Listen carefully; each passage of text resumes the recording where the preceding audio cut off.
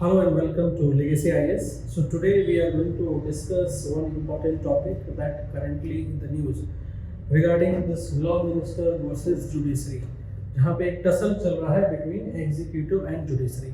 So ये जो tussle चल रहा है between executive and judiciary ये कोई नया नहीं है. This is very old tussle between executive and judiciary regarding the appointment of judges at the level of Supreme Court and High Court. सबसे पहले आपको समझना है कि अपॉइंटमेंट ऑफ जजेस होता कैसे है और कॉन्स्टिट्यूशन में क्या प्रोसीजर लिखा हुआ है रिगार्डिंग द अपॉइंटमेंट ऑफ जजेस। एक चीज देखते हैं, कॉन्स्टिट्यूशन जो है constitution basically provide only consultative process, और कॉन्स्टिट्यूशन में प्रोसेस जो है सुप्रीम कोर्ट और हाई कोर्ट लेवल पे जो अपॉइंटमेंट जजेस का है वो मेंशन है आपके आर्टिकल नंबर 124 में। 124 basically talks about the appointment of जजेस at the level of supreme court and 217 जो है at the level of high court. Constitution में कोई प्रोसेस नहीं लिखा है, जो अभी कॉलेजियम सिस्टम हम लोग सुनते हैं उसके बारे में कोई भी चीज मेंशन नहीं है। कॉन्स्टिट्यूशन में सिर्फ इतना लिखा है कि द जजेस at the level of high supreme court as well as high court they will going to be appointed by president of India. Now president of India will appoint, when President of India appoint judges of the Supreme Court or High Court, then President of India can consult with CJI, Chief Justice of India, that is Chief Justice of India, and other authorities in the sense any other judges of the Supreme Court, any other judges of the High Court, ये President decide करेंगे किससे consult करना है। तो जो ये process पूरा था प्रेसिडेंट का अपॉइंटमेंट अगर करना है जज ऑफ द सुप्रीम कोर्ट और high court, then president consult करेंगे सीजीआई से। प्रॉब्लम ये था कि जो कंसल्टेशन है सीजीआई के साथ, ये कंसल्ट जब प्रेसिडेंट सीजीआई के साथ करेंगे, at that moment whatever the advice CJI is going to give, chief justice of India जो भी एडवाइस प्रेसिडेंट को देंगे, क्या वो एडवाइस प्रेसिडेंट के ऊपर बाध्य है, whether that advice given by CJI is binding over the president or not। इसी वर्ड का इंटरप्रिटेशन करना था, इसी वर्ड का इंटरप्रिटेशन करना था। जो जुडिशरी बोल रही थी कि ये कंसल्टेशन जो है बेसिकली बाइंडिंग होना चाहिए एग्जीक्यूटिव के ऊपर, और एग्जीक्यूटिव बोल रहे थे नहीं ये सिर्फ एक कंसल्टेशन है, ये बाइंडिंग नहीं हो सकती है। यही जब टसल आगे बढ़ा तो 3 जज केस आया आपका। 3 जज केस में जो फर्स्ट जज केस था वो आपका आया था 1981 में, फर्स्ट जज केस। ये जो फर्स्ट जज केस में पहली बार सुप्रीम कोर्ट ने क्या बोला कि कंसल्टेशन जो है वो कंकरेंस नहीं है, that means it is just a consultation. जैसे कि अगर कोई आपसे एडवाइस ली, उसने एडवाइस जब आपने लिया है तो उसने कोई एडवाइस आपको दिया है, क्या जरूरी है कि जो एडवाइस उसने दी आपको माननी ही पड़ेगी? अगर ऐसा होता then definitely no one will dare to take advice because every time if advice is binding, तो सेम यहीं पे केस था कि जब ये कंसल्टेशन है तो कॉन्करेंस तो हो ही नहीं सकती है। तो इसका मतलब ये था कि जो भी ओपिनियन सीजीआई देंगे, चीफ जस्टिस ऑफ इंडिया, वो opinion will not be binding on the executive. Executive के ऊपर कोई वो ओपिनियन बाइंड नहीं होगी, जिसका मतलब कि इवन सीजीआई बोल रहे हैं कि इस पर्टिकुलर जज को अपॉइंट करो सुप्रीम कोर्ट लेवल पे, president of India can deny it. But जब भी प्रेसिडेंट ऑफ इंडिया डिनाई करेगा वो एक्सेप्शनल सिचुएशन ही होगा, लेकिन ये चीज कंफर्म थी फर्स्ट जज केस में कि वो एडवाइस बाइंडिंग नहीं होगी, ये सिर्फ एक कंसल्टेशन है, कंकरेंस नहीं है। कंकरेंस मतलब जो भी आपने एडवाइस दी है वो हम आपकी एडवाइस माने, ऐसा नहीं था। तो ये आपका फर्स्ट जज केस है, जो 3 जज केस के सीरीज में इट वाज द फर्स्ट जज केस। सेकंड जज केस क्या था? सेकंड जज केस 1993 में आया, एंड ये सेकंड जज केस में क्या बोल दिया कि कंसल्टेशन जो भी आपका कंसल्टेशन, वो कंसल्टेशन बेसिकली कंकरेंस है। इसका मतलब जो भी कंसल्टेशन में सीजीआई ओपिनियन देंगे वो ओपिनियन कंकरेंस है, मतलब वो ओपिनियन बाइंडिंग है किसके ऊपर? प्रेसिडेंट के ऊपर या एग्जीक्यूटिव के ऊपर। मतलब सेकंड जज केस में ये क्लियर कर दिया कि जो भी ओपिनियन अभी प्रेसिडेंट को दिया जाएगा सीजीआई के द्वारा, whatever the opinion CGI will give, that opinion is binding over the executive. लेकिन इसमें एक चीज इस पर्टिकुलर केस में क्या बोल दिया गया कि सीजीआई अकेले, CGI alone can not give the opinion. जो ये कंसल्टेशन है, ये कंसल्टेशन बेसिकली क्या होना चाहिए? प्लूरलिटी ऑफ द कंसल्टेशन क्या होना चाहिए? It should be plurality of consultation. Plurality of consultation means सिर्फ एक इंसान एडवाइस नहीं दे सकता है। तो इसमें यह बोला गया कि जब भी सीजीआई एडवाइस देंगे तो CGI will give advice with two senior most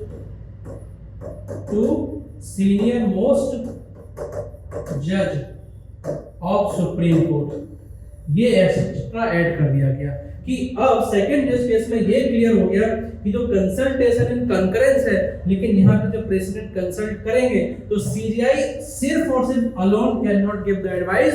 यहाँ पे whenever CJI will going to give the advice, CJI will give the advice alone with two senior most जज ऑफ द सुप्रीम कोर्ट। यही देखो आपका collegium बन गया। ये क्या हुआ? सिंगल मेंबर बॉडी अब नहीं रही, अभी क्या हो गया? सीजीआई और 2 मोर, मतलब टोटल 3 मेंबर्स हो गए। यहीं से शुरुआत हुआ कॉलेजियम सिस्टम का। तो अभी आपको पता चला कि कहां से कॉलेजियम सिस्टम स्टार्ट हुआ। कॉलेजियम सिस्टम आपका स्टार्ट हो गया था सेकंड जज के साथ, करेक्ट। अभी क्या हुआ कि जो ये रेफरेंस केस फिर से दिया गया था, किसको? जुडिशरी को, जैसे सुप्रीम कोर्ट को। तो सुप्रीम कोर्ट ने रेफरेंस केस में, इसको बोलते हैं थर्ड जज केस, इसको हम लोग बोलते हैं थर्ड जज केस, फिर से इसके बारे में सुनवाई की कि जो भी सेकंड जज में ओपिनियन आई थी या जो भी वर्डिक्ट आया था वो वर्डिक्ट सही है या नहीं। तो थर्ड जज केस में क्या हुआ? थर्ड जज में ये बोल दिया कि नहीं, जो भी कंसल्टेशन है, ये कंसल्टेशन डेफिनेटली कंकरेंस है, ये बात में कोई डाउट नहीं है। ये थर्ड जज केस में बोला, बट सिर्फ इतना बोला कि कंसल्टेशन मींस प्लूरलिटी ऑफ जजेस, कंसल्टेशन मींस प्लूरलिटी ऑफ जजेस। बट यहाँ पे जब भी सीजीआई ओपिनियन देंगे तो सीजीआई ओपिनियन 2 जज के साथ है, कितना हो गया? 4 सीनियर मोस्ट सुप्रीम कोर्ट जज। देखो पहले क्या था सेकंड जज केस में कि सीजीआई प्लस 2 सीनियर मोस्ट जज, अभी कितने हो गया? सीजीआई प्लस 4 सीनियर मोस्ट जज। इसका मतलब कि टोटल कितने मेंबर हो गए? 5 मेंबर्स आपके पास हो गए। तो अब ये कॉलेजियम बन गया फिर से। तो सेकंड जज केस में भी कॉलेजियम था, वहां पे टोटल 3 मेंबर थे, सीजीआई प्लस 2 सीनियर मोस्ट जज। अब कितना हो गया? 4 सीनियर मोस्ट जज। तो ये भी आपका एक कॉलेजियम सिस्टम हो गया। तो थर्ड जज केस में उन्होंने 2 और जजेस को ऐड कर दिया कॉलेजियम में। तो मतलब ये कर दिया कि अगर इफ सुप्रीम कोर्ट जज का अपॉइंटमेंट करना है तो एडवाइस लेना है सीजीआई प्लस 4 सुप्रीम कोर्ट जज, सीनियर मोस्ट जज। और अगर हाई कोर्ट जज का अपॉइंट करना है तो सीजीआई प्लस 2 सुप्रीम कोर्ट जज ये करना है। अगर सुप्रीम कोर्ट जज का अपॉइंट करना है तो सीजीआई प्लस 4 सुप्रीम कोर्ट जज। एंड अगर हाई कोर्ट जज का अपॉइंटमेंट करना है तो कंसल्टेशन किससे लेना है? CGI plus 2 senior most supreme court जज। लेकिन एक चीज और बोली है कि जब भी सुप्रीम कोर्ट लेवल पे whenever eight the level of supreme court अगर कोई जज का अपॉइंटमेंट करना है किसी पर्टिकुलर हाई कोर्ट से आ रहा है, जिसका मतलब क्या है कि जैसे for example this is supreme court, यहाँ पे एक हाई कोर्ट जो दिल्ली हाई कोर्ट है, दिल्ली हाई कोर्ट का एक जज को यहाँ पे प्रमोट करके भेजना है। मतलब यहाँ पे क्या करना है? दिल्ली हाई कोर्ट के जज को प्रमोट करके सुप्रीम कोर्ट का जज बनाना है। तो यहाँ पे किसका कंसल्टेशन लेना है? सीजीआई प्लस 4 सुप्रीम कोर्ट जज। लेकिन अगर सोचो एक और जज यहाँ पे सुप्रीम कोर्ट में है जो दिल्ली हाई कोर्ट से ही प्रमोट होके आया था। यहाँ पे सुप्रीम कोर्ट में एक जज है, वो पहले ही दिल्ली हाई कोर्ट से प्रमोट होके आया था, वो भी यहाँ पे जज है, तो उस जज का भी कंसल्टेशन लेना है। लेकिन उसको कॉलेजियम में नहीं मानेंगे, लेकिन उसकी कंसल्टेशन जरूरी है। जैसे अगर एग्जांपल सुप्रीम कोर्ट में अगर सीजीआई प्लस 4 सुप्रीम कोर्ट जज है, एक और कोई जज है वो Karnataka for example high court से प्रमोट होके आया था और अभी हमको अपॉइंटमेंट करना है एक जज का जो कर्नाटक हाई कोर्ट से ही प्रमोट होके आना है, तो इस जज का हमें कंसल्टेशन लेना है। लेकिन खैर इतना आपको ध्यान नहीं रखना, आपको सिर्फ इतना ध्यान रखना है अभी हाल फिलहाल में कि अगर सीजीआई अगर फॉर एग्जांपल सुप्रीम कोर्ट जज का अपॉइंटमेंट करना है तो जो कंसल्टेशन लेनी है वो सीजीआई प्लस 4 सीनियर मोस्ट जज ऑफ द सुप्रीम कोर्ट।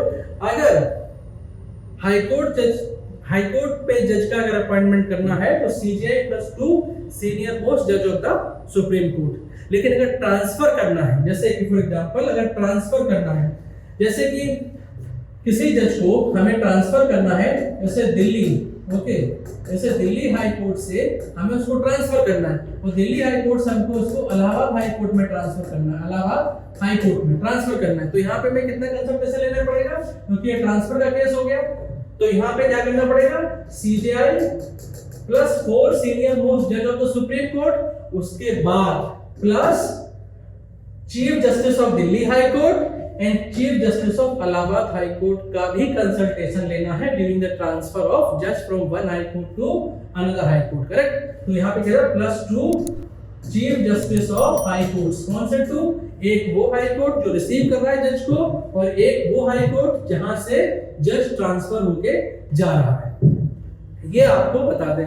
लेकिन इस प्रोसेस की बहुत सारी प्रॉब्लम्स थी कि ऑन व्हाट बेसिस ये कॉलेजियम जो है ये जज का नाम गवर्नमेंट को सेंड करता है, ये प्रॉब्लम थी।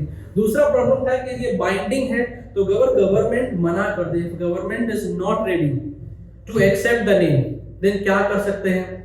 तो अगर नहीं एक्सेप्ट, अगर गवर्नमेंट ने एक्सेप्ट नहीं किया और फिर से अगर दोबारा से कॉलेजियम ने वही सेम नाम भेज दिए तो गवर्नमेंट को एक्सेप्ट करने पड़ेगा वो नाम।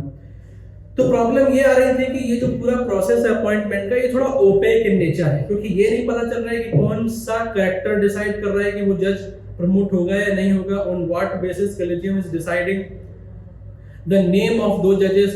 तो इस सब की वजह से कि ट्रांसपेरेंसी होनी चाहिए, प्लस गवर्नमेंट जो एग्जीक्यूटिव, उनको लगता था कि हमारा तो इसमें कोई पार्टिसिपेशन ही नहीं है एंटायर प्रोसेस में, कि ना तो वो ये बता पा रहे किसको जज बनाना है किसको नहीं बनाना। अगर वो एक बार मना भी कर दे रहे हैं, then if again collegium is sending the name, तो government need to accept those names. इसीलिए क्या हुआ कि बाद में आपका आया है फोर्थ में NJAC, जो गवर्नमेंट लेके आई, नेशनल जुडिशियल अपॉइंटमेंट कमीशन। इस नेशनल जुडिशियल अपॉइंटमेंट कमीशन में टोटल 6 मेंबर्स थे, 6 मेंबर्स वर देयर। इस 6 मेंबर्स में क्या था, एक मेंबर जो था वो था चीफ जस्टिस ऑफ इंडिया, तो he was ex officio member. Second member जो था सुप्रीम कोर्ट जज, third member again supreme court जज। 3 तो ये हो गए। फोर्थ जो था वो था लॉ मिनिस्टर, और जो फिफ्थ और सिक्स्थ जो थे, ये फिफ्थ और sixth 2 independent members were there. ये जो मेंबर्स थे ये अपॉइंट होंगे बाय ए सिलेक्ट कमेटी जैसे, और ये सिलेक्ट कमेटी किस कौन कौन होगा इसमें, CJI, prime minister and Lok Sabha में अपोजिशन लीडर, जो लोकसभा अपोजिशन लीडर होगा वो ये सिलेक्ट। तो इसमें भी देखो CJI है, तो CJI ही डिसाइड करेगा, करेक्ट। तो ये था NJAC। बट इन अक्टूबर 2015 ये NJAC का जो बिल था और पार्लियामेंट से एक्ट बना था, ये सुप्रीम कोर्ट ने स्ट्रक कर दिया था कि इससे बेसिक स्ट्रक्चर खतरे में आ गया। क्यों? क्योंकि लॉ मिनिस्टर इसमें बैठा है, लॉ मिनिस्टर बैठा है, तो इसके लिए बोल दिया on what basis NJAC will going to struck down based on basic structure, independence of judiciary। क्या बोला, ये बेसिक स्ट्रक्चर डेंजर जोन में है, एंड बेस्ड ऑन दैट, जो पढ़ा होगा आपने doctrine of basic structure from case number Bharati case, तो ये है basic structure, independence of judiciary, क्योंकि लॉ मिनिस्टर इसमें एक मेंबर है। इस वजह से NJAC को इन अक्टूबर 2015 में स्ट्रक कर दिया गया था, और यही केस बोलते हैं फोर्थ जज केस। इसी केस को क्या बोलते हैं, फोर्थ जज केस। तो देखो अभी भी टसल सेट नहीं हुआ, still we are following the collegium system only. फिर उसके बाद क्या हुआ कि सुप्रीम कोर्ट एंड एग्जीक्यूटिव और जुडिशरी एंड एग्जीक्यूटिव ने सोचा कि हम एक मेमोरेंडम ऑफ प्रोसीजर चलाते हैं, एक ऐसा एग्रीमेंट सेट करते हैं जिसमें दोनों की जो प्रॉब्लम्स है वो सॉल्व हो जाए। इसी के चलते बाद में आया था आपका मेमोरेंडम ऑफ प्रोसीजर। जो ये मेमोरेंडम ऑफ प्रोसीजर है अभी भी फाइनल स्टेट में नहीं है, फाइनल स्टेज में अभी नहीं है, लेकिन इस मेमोरेंडम ऑफ प्रोसीजर में क्या क्या चीजें ऐड की गई थी। मेमोरेंडम ऑफ प्रोसीजर में जो चीजें ऐड की गई थी वो ये थी कि जो जजेस का अपॉइंटमेंट होगा वो किस बेस हुआ, सीनियरिटी एंड मेरिट के बेस में प्लस इंटेग्रिटी, इस बेसिस पे जजेस का अपॉइंटमेंट होगा। बेसिकली अगर किसी जज का अपॉइंटमेंट सुप्रीम कोर्ट लेवल पे करना है, हाई कोर्ट लेवल पे करना है, किस बेसिस पे, seniority and merit plus integrity.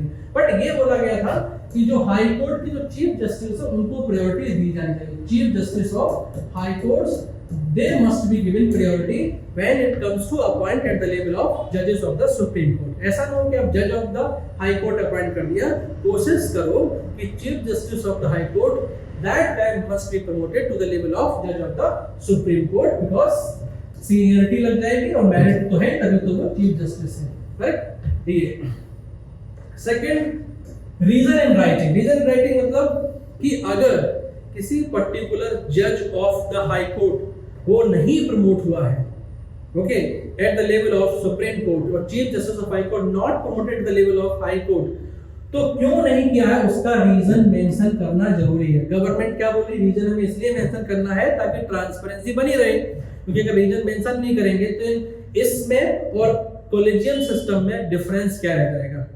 तो ये बोला रीजन होना चाहिए राइटिंग में, लेकिन जुडिशरी बोल रही है ये गलत है। क्यों? क्योंकि जुडिशरी ये बोल रही है, why judiciary saying it is incorrect, because अगर हमने रीजन इन राइटिंग में लिख दिया तो फिर उस जज का फिर से कभी अपॉइंटमेंट नहीं हो पाएगा, because if again we are considering the name of that particular जज of the high court or chief justice of high court, if again we are recommending the name, then again you people are going to put these same reasons, so that judge of the high court or chief justice of high court will never going to be promoted at the level of supreme court। ये असल में फंस गया। Then 3 judge quota भी इस particular memorandum of procedure में डाल दिया। 3 judge quota का क्या मतलब है कि एटलीस्ट 3 जज ऑफ सुप्रीम कोर्ट लेवल पे वो अपॉइंट होने चाहिए, कहां से, बार, करेक्ट, और फॉर एग्जांपल डिस्टिंग्विश्ड जूरिस्ट, ये कोटा निकाल दिया। अभी क्या है कि डिस्टिंग्विश्ड जूरिस्ट को कोई अपॉइंट ही नहीं करता है, because if we see from 1949 से लेके अब तक how many distinguished jurist they are appointed, कोई पता नहीं, उतना सारा नंबर नहीं है। सेम बार में जो लोग काम करते हैं, फॉर एग्जांपल बार एसोसिएशन जो उनका काउंसिल होता है उसमें, so they are also not appointed. So ये 3 जज कोटा इसमें रहते हैं कि एटलीस्ट 3 जो जजेस होंगे सुप्रीम कोर्ट के वो यहां से आने चाहिए। लेकिन जुडिशरी क्या बोल रही है कि आपने ये क्या लिखा कि मैक्सिमम ओनली 3 इज पॉसिबल। अगर आप ऐसा बोल रहे हो maximum 3 possible, then others can not be promoted there, क्योंकि सिर्फ 3 ही होने चाहिए। और आपने बोला कि 100% 3 एटलीस्ट होने चाहिए, तब भी प्रॉब्लम है कि we are not getting the name, then those post will remain vacant only. So that was again a tussle between judiciary and executive। Next था national security and public interest। इसका क्या मतलब है, यहाँ पे एग्जीक्यूटिव ये बोल रहा है कि जो जजेस का अपॉइंटमेंट है वो एग्जीक्यूटिव डिनाई कर सकता है बेस्ड ऑन नेशनल सिक्योरिटी। ये बोल सकता है कि इस पर्टिकुलर जज को अपॉइंट नहीं करना चाहिए। That means executive can say that I am not ready, I am not allowing to appoint that particular judge because there is a national security issue is there or larger public interest issue is there। because national security और larger public interest those are such a vague word कि हमको उनकी सही definition तो पता ही नहीं है। तो जुडिशरी को क्या लगता है, जुडिशरी का ये डर है कि every time whenever there is an appointment of judge at the level of supreme court or high court is there, आप सिर्फ नेशनल सिक्योरिटी और पब्लिक लार्ज इंटरेस्ट के नाम पे उस जज को अपॉइंट नहीं करने दोगे, ओनली बिकॉज दैट जज was against the governments opinion. अगर सोचो कोई जज गवर्नमेंट के ओपिनियन के अगेंस्ट हो किसी पर्टिकुलर केस में, गवर्नमेंट को अच्छा नहीं लगा, तो गवर्नमेंट ये बोलेगा कि हम इसको सुप्रीम कोर्ट पे प्रमोट ही नहीं होने देंगे, and government every time can put national security as the ground. So this is another tussle that is going between judiciary and executive। तो जो रिसेंटली जो अभी करंट में न्यूज में जो टसल चल रहा है between law minister and the judiciary, it is because of that कि they are not able to finalise this memorandum of procedure.